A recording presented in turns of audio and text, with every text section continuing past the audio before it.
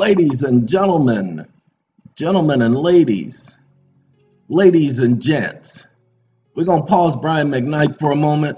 I got something I want to talk to y'all about, but also something I want to show you. And they coincide with each other.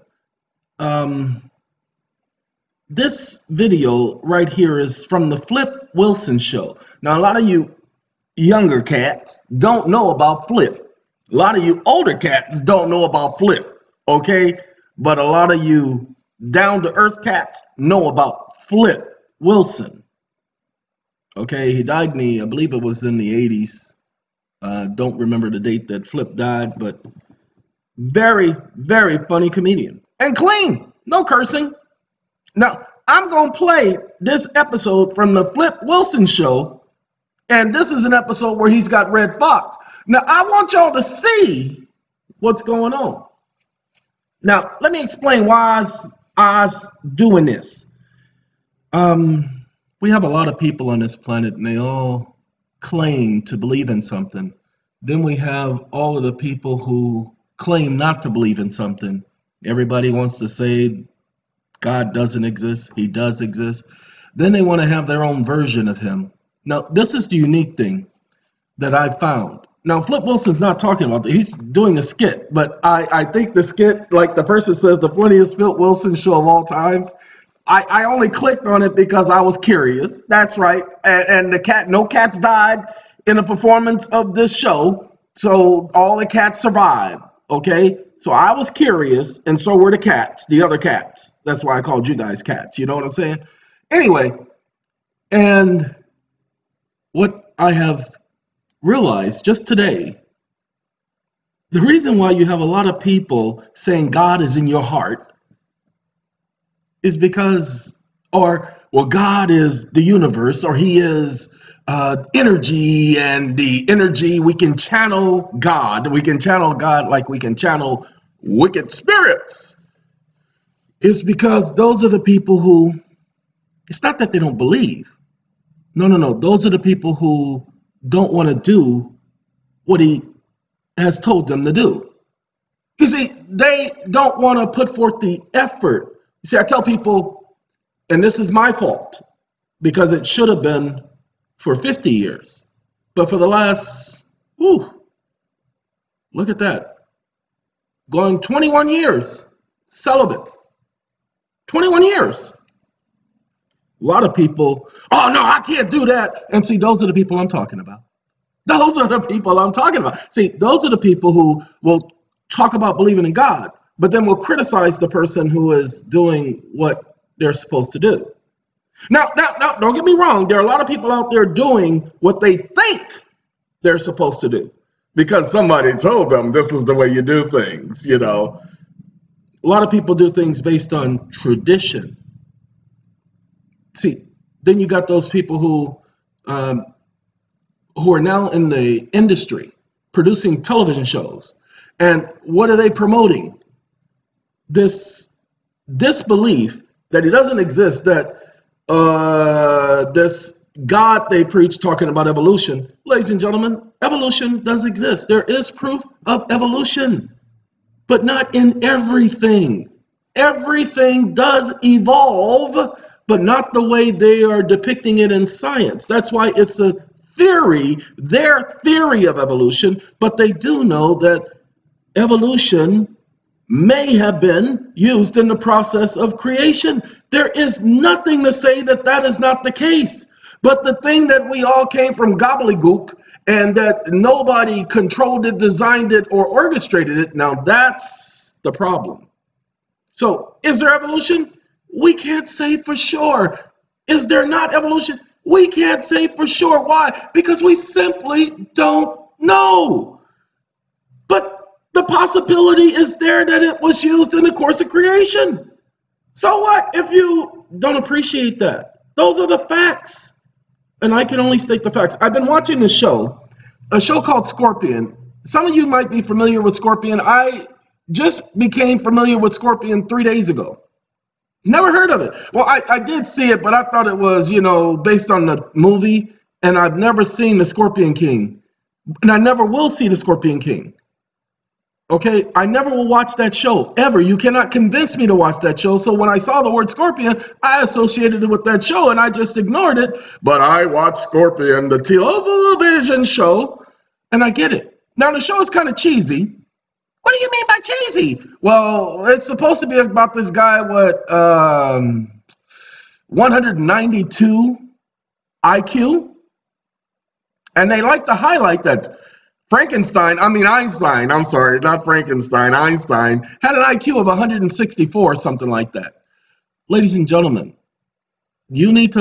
what people are not understanding, the individuals who have IQs of 160 or above, those are the individuals who are going to be the seclusionists, the isolationists.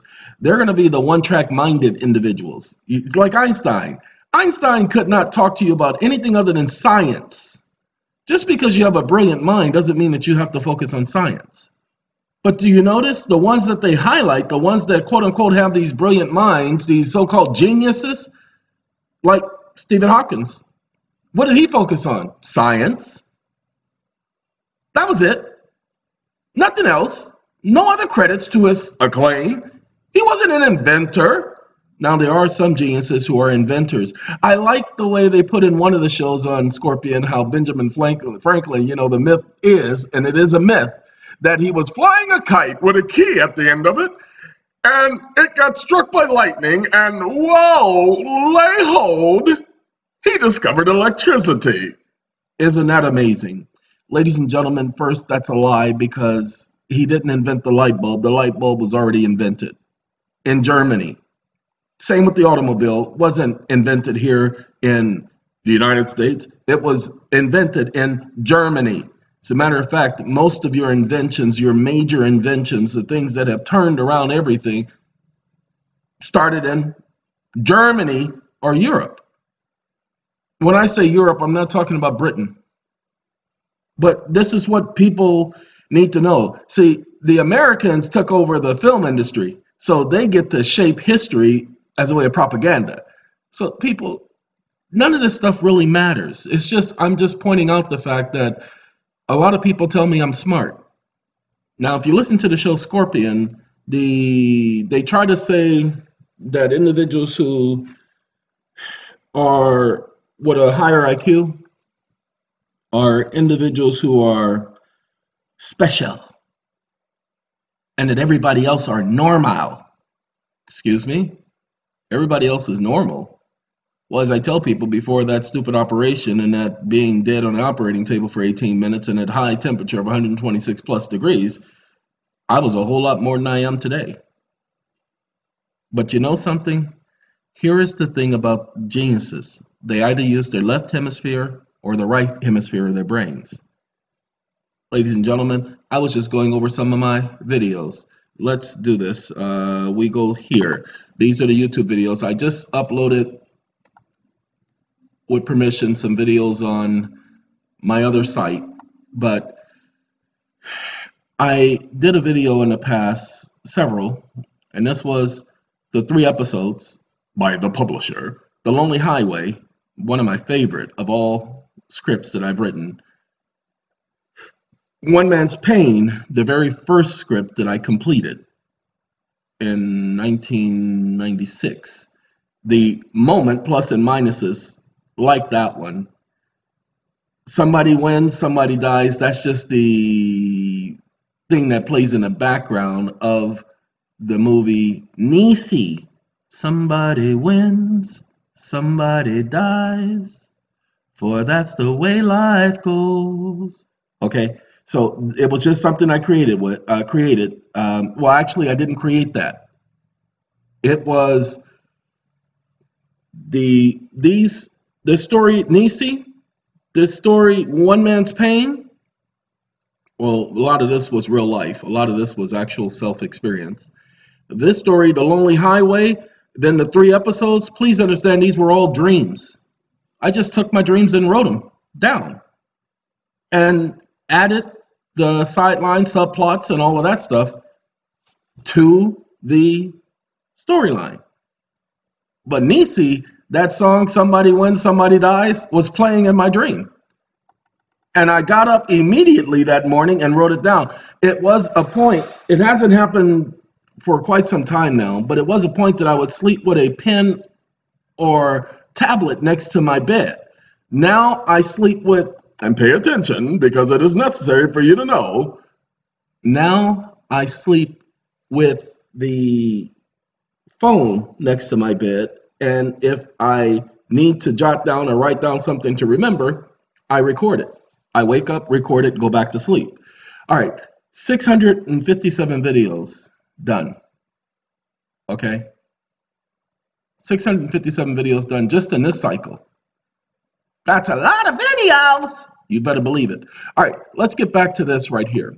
The reason why I pointed that out, I'm not trying to go there. I don't even know why it went there. Oh, Cornell? Yeah, I don't even know why it went there. I'm not trying to go there. Ladies and gentlemen, the reason why I pointed out the stories, because there is the right hemisphere, which deals with creativity, art, that type of stuff. Then you have your left hemisphere. See, right hemisphere deals with imagination, creativity, art. Left hemisphere deals with logic. That's what you have your Stephen Hawkins, and so that's why they seem different from everybody else, because it is very unusual for a person to be able to use the right and left hemisphere. Sorry, it was the consequence caused by the stupidity of that first human known as Adam. Consequence for his stupidity that we use either side of the brain. See, we don't use our brain's full capacity. If we did, ladies and gentlemen, we would be in the stars, and we would literally be able to transport ourselves from one planet to the next just by thinking. Literally. That's how powerful the brain is. They know that the brain is more powerful than anything known to man. They know that the brain has just as much information in it as the universe. They know that the brain of every single person contains the knowledge of the so-called universe. Now, hold on. Before you guys go there, don't want you to go there. The universe is not the issue. It's called a universe. It means one verse. There are other verses out there. That's why you keep hearing them talking about dimensions. Okay, we know that they've mapped out at least 6 dimensions. No, they only said 5. No, 6. Not going to name them all because there's no reason to. This is not the subject of this conversation. But the fact that there are molecules that you can't see with your naked eye shows that there is another dimension that you know about. See, we have first, second, third dimension, fourth dimension, fifth dimension, like I said, 6th dimension. So the universe, the knowledge of the universe is not all the knowledge that exists, people. The universe got its start. We know that the universe started at one point. How do you know the universe started at one point? Because of the Galileo and the Hubble telescope. They took those telescopes and they found the furthest star from the Earth, the furthest star, and they realized that that was the beginning, because the universe is constantly expanding. So if it had a beginning, there had to be something before that beginning. It's just simple scientific fact. However, hold on, that's on this plane of existence, this universe. The universe, there has to be a start. Why? Because everything in the universe has a beginning. Everything in the universe, this verse that we live in, has a beginning. Aha! Most people don't know this, don't think about this, but no science can contradict it because they agree with it wholeheartedly. So if everything in this universe has a beginning, because that's the way physics operates in this universe. In a different universe, what do you mean a different universe? Well, let's say if there really is a heaven, then physics would operate different in that environment. Why? Because it's a different environment. Do you guys not understand? That's the reason why we find the same elements of the periodic table in the so-called universe. Go to Pluto, go to Mars, go to Venus. Notice it's the same elements of the periodic table. There are no new elements. Well, they've gone into space and created new elements. No, those elements already existed. They didn't create those. It's just we cannot reproduce those in this universe. The Earth is its own universe. See, now you're starting to get it. The Earth is its own separate universe. Why? Because it has its own atmosphere, its own environment. It's a universe. The ocean is another universe. Do you guys understand what's going on here? Certain things that can be done above the ocean that can't be done below the ocean. Certain things that can be done below the ocean that can't be done above the ocean. Certain things can be done in outer space that can't be done in inner space. So do you understand? Each one of these different environments is a different universe. Again, people are misunderstanding. But in this context, we're referring to the universe as that entire galaxy of galaxies of galaxies of galaxies that exist in that film. What they refer to as the 475 billion galaxies, with the at least 425 billion stars in each galaxy, with the several quadrillion planets and the several hundred quadrillion stars. It's just facts. They've already done the math. They can't tell you precisely because why? Their computers are still calculating. That's how vast it is. Now, what I just explained and described was your brain. And most people don't get it. They don't get that the universe that's still expanding, your brain still expands. From the time you are a baby until the time you get to the point where you want to rock your cradle to the grave, your brain continues to expand. People think that when people get older, they lose. No, they don't lose memory. They don't lose nothing. Your memory is all still there, even with the people who get older, even with the ones who have dementia, senility, the Alzheimer's, all of those individuals, their brains are fully intact. They haven't lost anything. They just lost the ability of tapping into that information. Well, the same, each one of your brains is a universe, like the universe that surrounds us. And because your brain contains the same elements as mine or anyone else, Stephen Hawkins or any of those people, then you have the same capabilities of tapping into that same information. But for you guys thinking that the universe, all the knowledge is out there in the universe, that's not the knowledge that you're trying to seek. You should not be trying to seek that knowledge. You should be trying to better understand your thought process, your thinking process. Now, we got into that conversation because I was speaking about left hemisphere, right hemisphere. Ladies and gentlemen, those stories that I wrote, I am thoroughly impressed with them. And every time I read them, like let's say a couple of months from now, I'll read them again. I can guarantee you that I'll be impressed again because they're all new to me. Every time I reread them, they're new. Why? Because remember, I got to live the story. They were dreams. And I liked in the very first episode of the TV series, Scorpion. And like I said, Scorpion is very cheesy because a lot of the things that they depict in that show could never happen in real life. But, it's a television show. But anyway, I liked the way he asked the young kid, do you ever pause your dreams? Then he asked him, do you ever rewind them? Then he said, and do you ever restart them? And the kid agreed, and he said, me too. Ladies and gentlemen, I have paused a dream. I haven't rewind a dream because there was never a reason for me to. Okay, I used to have the dream of being in a car and driving up a hill and the hill getting steeper and steeper to the point where it was perpendicular. And just before I fall, I wake up. I used to have that dream all the time. And guess what? I told myself to stop.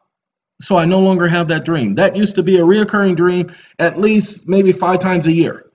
No more. No more. I don't allow it to happen anymore. I literally told my brain, no more, stop. I like that. I like the ability of being able to know I'm dreaming and being able to stop the dream. But when I'm having the dreams that are actual movies, and literally, the stories I write are actual movies. I'm actually watching the movie. And I wake up and I only highlight the main scenes and I create the other characters, give them names, give them personalities. In all of the stories I write, each of my characters have personalities. I don't just create a character just to be creating a character, because the audience must be able to understand the character. That's logical and imagination. Right side, left side. That's just a small sample. Those other individuals, and I'm not comparing myself to anyone, they did not have that ability. Stephen Hopkins had no imagination. Go back and listen to him. He was straight to the point, about the point, and that's all he talked about. Now, I'm not taking away from the credit that he deserves, because he was smarter than the average bear. Einstein. Look, Einstein was unique in so many ways. But I say that because we're having a lot of shows debating whether or not there is a God. And then you get all of these people who are saying that they're geniuses, and they're the ones speaking out, and everybody's going off of what they say. Ladies and gentlemen, these logical people who are telling you that certain things are illogical, the stupid things that they're highlighting and saying is illogical. It doesn't make any sense. For instance, I used to do pest control. The pests I went after were usually a lot smaller than me. Many of them, you couldn't see what their face looked like without a magnifying glass or a microscope. However, I could control them. I could dictate where they go, when they went, how they went, why they went. Well, then why couldn't there be somebody whom we are as small as those insects? And it dictates and controls where we go, how we go, when we go. And nobody wants to take that into consideration. But I believe in God is what they'll tell you. But they don't do what he says. Sorry. According to the truth, faith follows the things heard. So if a person believed, they would be doing what they were told. Well, yes, you do have to do what you're told. Yes, you do. If you're going to claim you believe in God, then it means you must obey. See, that's what belief requires, because belief is faith. Pay attention. Belief is faith. Belief is an ism. Okay? So belief requires obedience. It requires faith. And all the people who are claiming they have it don't got it. I had somebody email me. I did a video and I pointed out how someone was asking me, because I showed people how to edit a form. And in the video, I highlight the fact that I can't show you this, but this is PDF exchange at the bottom. I can't show that to you because that's someone else's personal information. However, what I can tell you is in the video, I told people that I'm using PDF exchange editor professional. And I've even told people in the past how to download it. Well, somebody sent me a personal email complaining that they have converted it to Word. Pay attention, converted it to Word, where I never spoke of converting anything to Word, and they can't edit the document the way I did. So I wrote the person back and I said, do you see me using Word? Do you see me saying anything about converting it to Word? I specifically said I was using PDF Exchange. And by the way, I'm not here to do your troubleshooting and or your technical support for whatever it is you're working on, because that's not what I signed up for. So I did a video explaining that and highlighting that. And this idiot, and I got to say this because the person was an idiot. They wrote me an email and they were telling me at the beginning of the email, and I promise you, the person said, I forgot the title of it, was something about one of my videos. And they commented, the fact that you say you're one of Jehovah's Witnesses and you did that, blah, and I immediately deleted it. Well, I did it for two reasons. Well, because I made a promise to all of you that if you idiots are going to email me about my videos and critique it, that I will block you and I will delete it. Well, that idiot been blocked and deleted. I got to keep my word because the comments are turned off on my videos on purpose. You don't get to email me to comment on my videos because I've taken away that ability. See, this is my world. I control it. Now, if you want to be outside my world, you can do whatever you want. But when you come into my world, when you invite yourself into my house by emailing me, then I'm not going to put you on Front Street. I'm just going to delete your junk and block you. You can be mad, you can be happy, you can be sad, you can be coy, you can be bi, you can be gay, you can be this, you can be that. I don't give up what you are. But what you will not do, what you will not be allowed to do, is to think you're going to get your point across. Because that's all. I want to have my say. You spoke for 45 minutes and had your say. I should be able to have my say too. So I'm going to do whatever I want. That's what people are doing. They're doing whatever they want. Told them, hey guys, don't email me. Don't call me. I got too much going on right now. I got the system getting ready to come after me. That's right. You heard me. Getting ready to come after me. Why? Because I told you. The information that I was putting up, especially when I put up the information since July 21st of last year, that they were going to come my way. Well, they're coming. And I'm okay. Now, when it happens, whoo, doggy, everybody and their grandmama going to have something to say. And you know something? I don't care. Okay? That's just the way people are. People are funny that way. And those people, well, look, ladies and gentlemen, I don't wish bad on anybody. I just wish that those people get exactly what they deserve. Because they're going to say, he got exactly what he deserved. Okay. Yep, sure did. They keep telling me not to help you guys.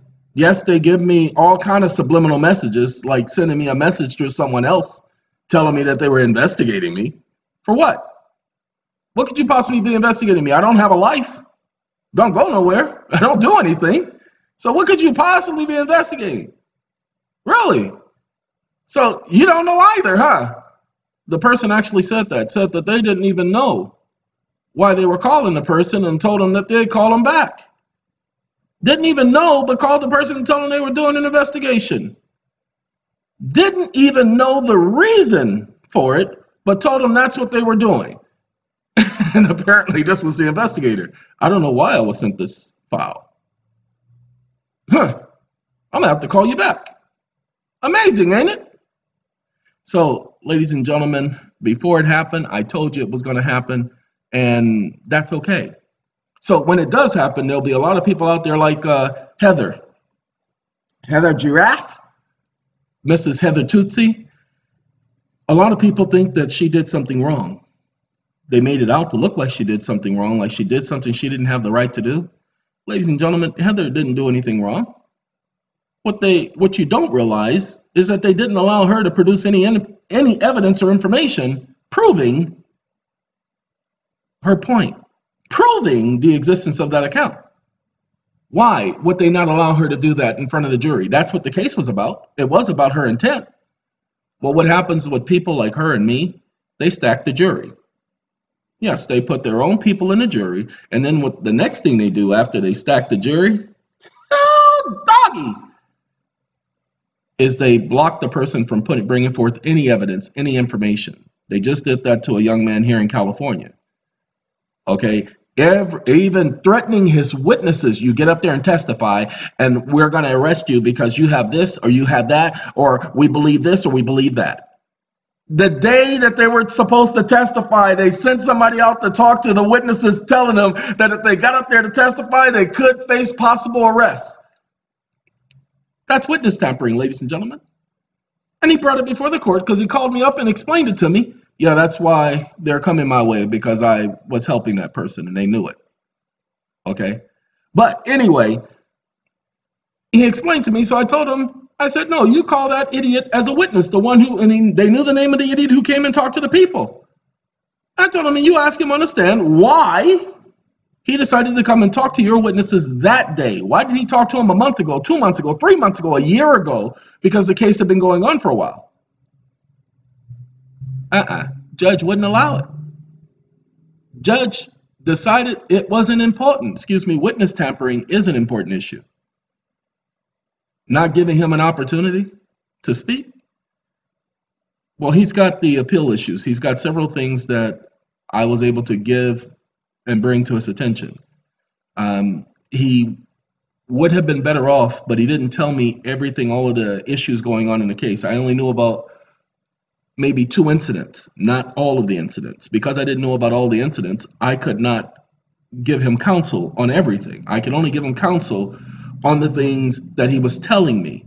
Well, guess what? Everything that he told me that I counseled him on, not guilty.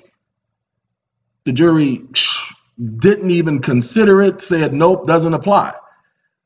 All the stuff that he did not tell me about, did not go into detail about, that's the stuff that, okay.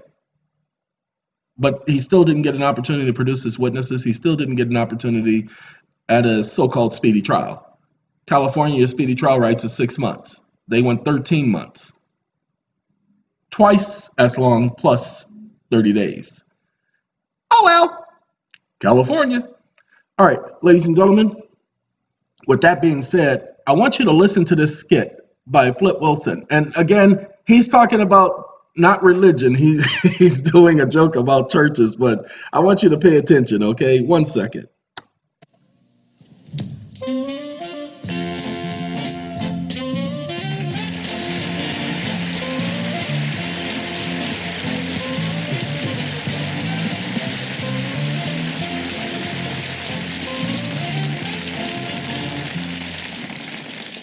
Can I get an amen? Amen. Truly wonderful. Gentlemen. Friends, I have a very important announcement to make this evening. Since it's not a part of my sermon, I'd appreciate it if you listen. Yes. What's going on, friends, is we've come to that time of the year when I must leave town for a while. Yes. Yes. In the words of Ray Charles, I'm going to hit the road, Jack. It's time for what we call my annual pilgrimage to that great and wonderful city, our Mecca, Detroit. Yes, I'm going to Detroit. Can I have an amen for the Mecca of Detroit? Amen for the Mecca of Detroit. Now I should be gone for 2 weeks. The last 12 days of which will be spent in Las Vegas, Nevada. Can I get an amen for Las Vegas? Amen for Las Vegas. I can tell you all been there. Now, many of you may ask, why is Reverend Leroy going to Las Vegas? Probably asking each other. Probably nobody out there got the nerve to walk up to me and ask, why am I going? But I'm going to tell you anyway. I want you to know. I'm going to Las Vegas because there's sin there. That's right, there's sin in Las Vegas, and I'm going to put a stop to it. If I can't stop it, at least I'm going to slow it down.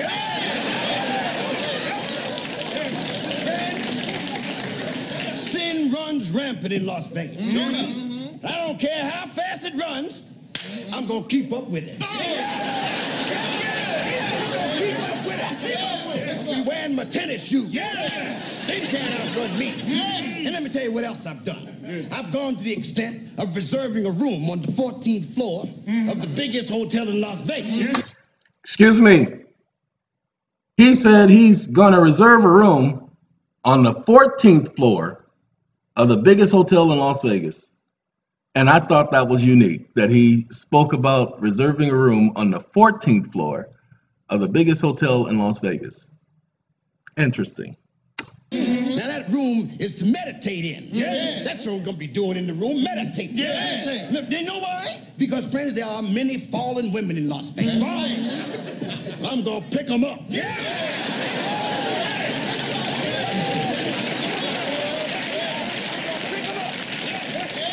Now take a look at them pants and them boots that he's wearing. And of course that's on purpose, but that right there, everybody else has got their little pant legs, right. But he's sitting up here flooding like there is a hurricane season going on. Hold on, Flip. I'm going to put them back on their feet. I'm going to tell those feet to climb. Climb on up. To the 14th floor. Where we will meditate together. Can I get an amen for meditating together? Amen for meditating together. Now, friends, I don't want you all to think that for the 2 weeks I'll be gone, that I would leave you in a lurch at the church. No. Let me tell you what I've done. I have obtained the services of one of the finest guest preachers it is my privilege to know. A man who was so concerned with the word that he got himself arrested so he could spread the word in jail. In fact, the night they were planning the big prison break, it was he who spread the word. Yes. Now, at this time, it gives me great pleasure to introduce your new main man for the next 2 weeks. Because he's gone on vacation, he has to get a standby person. And look who he got. My very dear friend and colleague, Reverend Pussyfoot Johnson.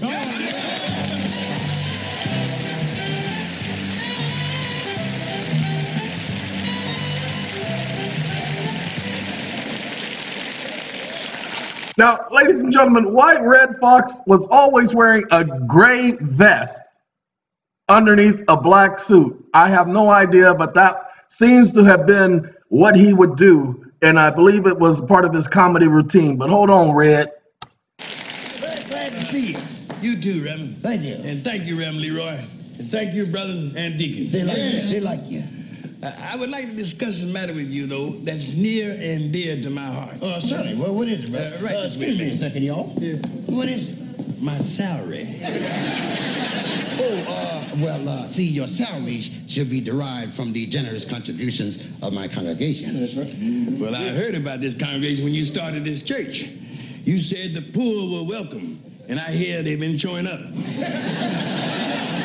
Well, I'll get to work on it, okay? All right. Friends, it appears that on the road to truth and honesty, we've encountered a detour. It's a roadblock here. It's a financial roadblock. Now, my friend, Reverend Pussyfoot, has accused y'all of not being generous. He said y'all fast on the lip and tight on the hip. He said that ain't gonna make it. Now, to help pay the cost of our guest preacher and to defray part of the cost of my impending trip, the deacons will now pass among you with the collection plate. You're going on out there. Lock the door. Don't nobody leave. Now, at this time, friends, I want to ask you to dig deep into your hearts. Dig deep into your heart. Deep. Go on down into your heart. And deeper still into your wallet. Because the word for today is give. G-I-V-E. Give. Now think about that word. Think about that word, give. That's a very important word. Everybody loves the cheerful giver. Sometimes it's even worth a little struggle.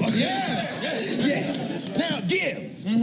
Give is a word that helps us weave through life the way a car weaves through traffic. Then I have an amen for traffic. Amen for the traffic. Reverend Pussyfoot, would you care to elucidate further for the congregation? With pleasure. Yes. Brothers and sisters, G is for gas. Yes, it is. Gas is energy. Yes. Gas is get up and go. Yes, well spoken, brother, well spoken. And when you want to get someplace in a hurry, you step on the gas. That's what you do. Doesn't make any difference whether you're using premium, regular, or low lead. In fact, and if you're really in a hurry, you should get all the lead out. Now, some of you guys don't get what he said, and that's because you ain't from the time. Right about this was the 70s when this was being done. And prior to this, they were using regular gas, and they were talking about the impact that lead had on the environment. So now you started having unleaded gasoline come out. So you could buy regular gasoline and unleaded gasoline. As you notice, you don't see any more regular gasoline anymore. You see medium, premium, and regular. Regular is still unleaded. All the gasoline today is unleaded in America. In other countries, they still use lead in gasoline. For what reason? I don't know. The damage it causes to the environment. So that's why it talks about getting the lead out. It's a play on words. Come to the letter I. I stands for ignition. It sure does. You got to turn on your ignition when you want to start the motor. Now, friends, we come to V.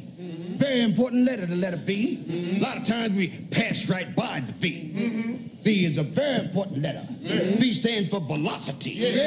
V is for very fast. V is for Vroom, vroom. Right. That's what we want you to do here tonight. We want some vroom, vroom. Yeah, just right. vroom, vroom on down in your pocket and give it up. Yeah. Give it up. Tell them about it, brother. Don't shilly-shally. Don't shilly-shally. Don't drag your feet. Don't drag your feet. Don't let your motor idle. That's right. Don't let the motor idle. Because remember, the devil makes work for idle motors. And finally, we come to the letter E. Extra. E is for the engine. Yes, it is. The engine is the heart. Yes, it is. And you cannot drive your car with a cold engine. You can't live your life with a cold heart. No. You gotta heat your heart up. Hey, tell them about it. So just pretend you're in a gas station.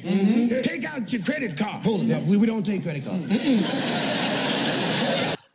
A lot of fake credit card things going on in the 70s. So when you hear him say we don't take credit cards, it's because a lot of people are being scammed on credit cards. See, credit card scams, credit card fraud was going on from the very beginning. So a lot of companies, a lot of places did not accept credit cards. And if any of you were around in that time, in the early 80s especially, when you tried to use a credit card, and when they came out with the debit card, when you tried to use even a debit card, most places would cause you a lot of problems using that, especially if you were a person of color. So, inside joke again. We don't do that. Your credit card is filled with good deeds. Yes, good deeds. And the goodest deed of all is to give. To give to the cause of your choice. The church of what's happening now. Now let's hear the word again. Give. G-I-V-E. Give. Woo! I almost felt like putting something in myself. Yes. Okay, now let's add the money. Let's see how we're doing out there with the plate. Yeah, I'm expecting a biggie here. I was expecting a biggie here. You did go out there, did you? Yes, I did. Yeah, well, at least they sent the basket back. Hit it. Hit it. Hit it. Come on, let's give it up. Hit it. I thought this was hilarious.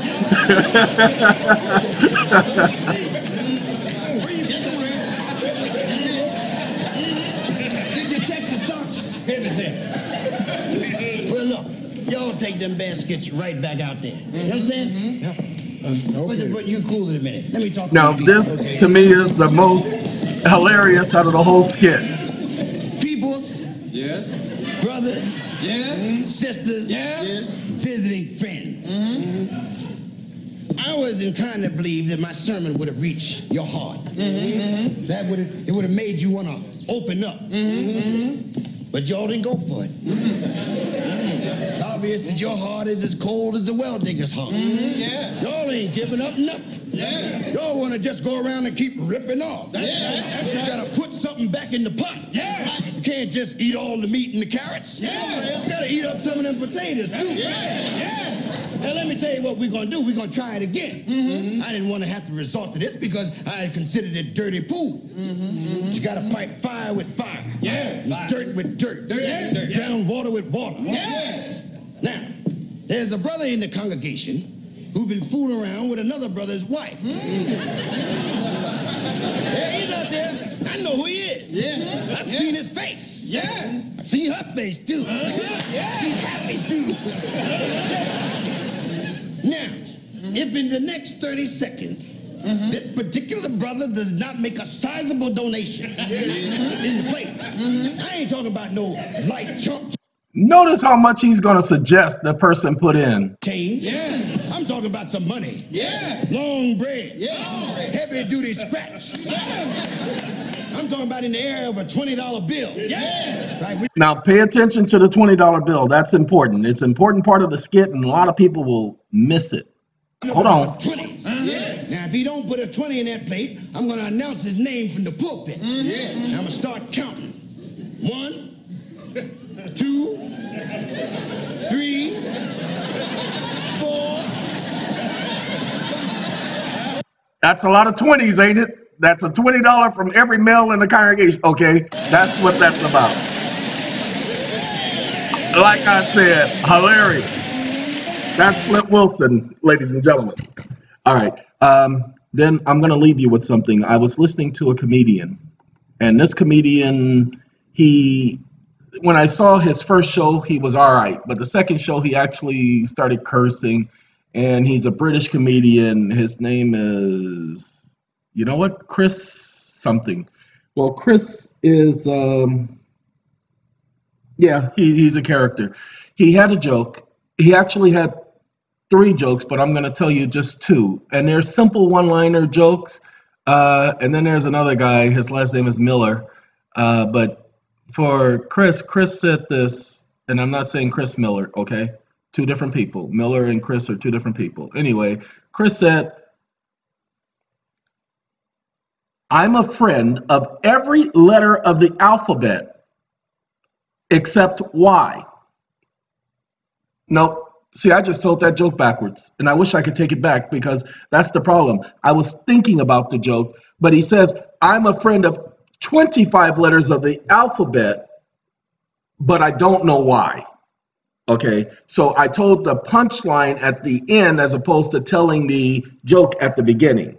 So he says, I'm a friend of every letter of the alphabet, but I don't know why. Or 25 letters of the alphabet, but I don't know why. Okay, so that was one. Sorry, wish I could have told it better. I'll do better this time. The guy Miller told this joke. He says, you know, why is it that Frisbees always seem to get larger the closer you get to them? He says, and then it hit me. And literally, I could not stop myself from laughing at that because it was so stupid that it was funny because you had to imagine the joke. Now, here's the last one. This is Chris. He says, my brother asked me if I could be any superpower, which one would I be?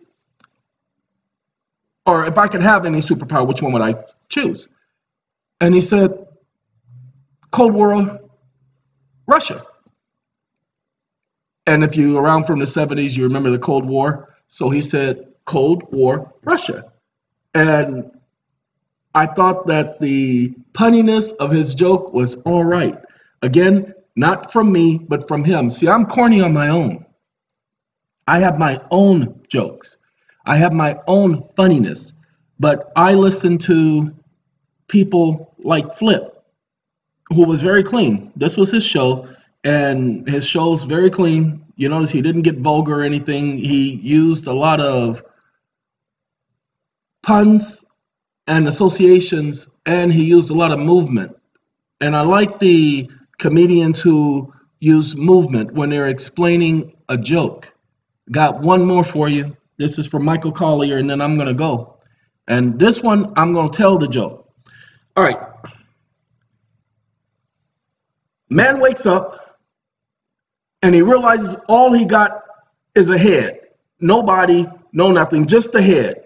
So he goes out and he meets this woman, and he asks her, will you marry me?